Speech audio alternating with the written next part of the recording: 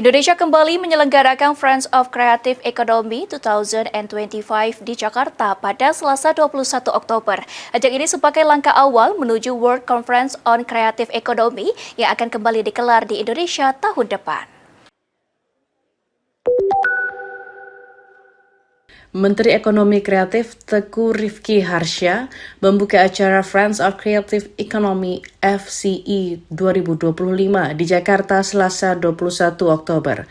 Forum ini menjadi ajang pemanasan menuju World Conference on Creative Economy WCCE 2026. FCE 2025 dihadiri oleh perwakilan 51 negara dengan sekitar 400 peserta dari berbagai lembaga internasional dan pakar ekonomi kreatif dunia.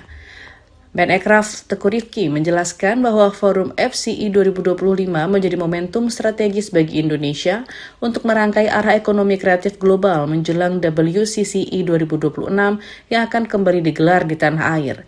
Dalam rangkaian kegiatan FCE, diselenggarakan berbagai sesi yang membahas isu-isu seperti planet, people, prosperity, partnership, dan peace sebagai fondasi kemajuan ekonomi kreatif dunia.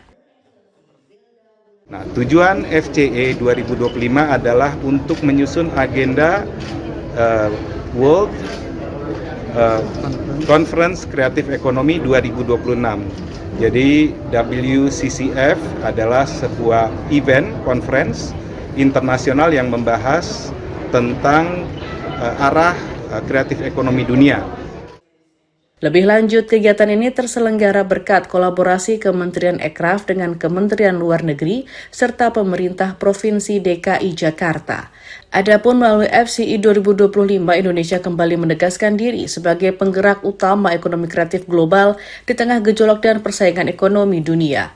Dari Jakarta, Putri Hanifa, Kantor Berita Antara mewartakan.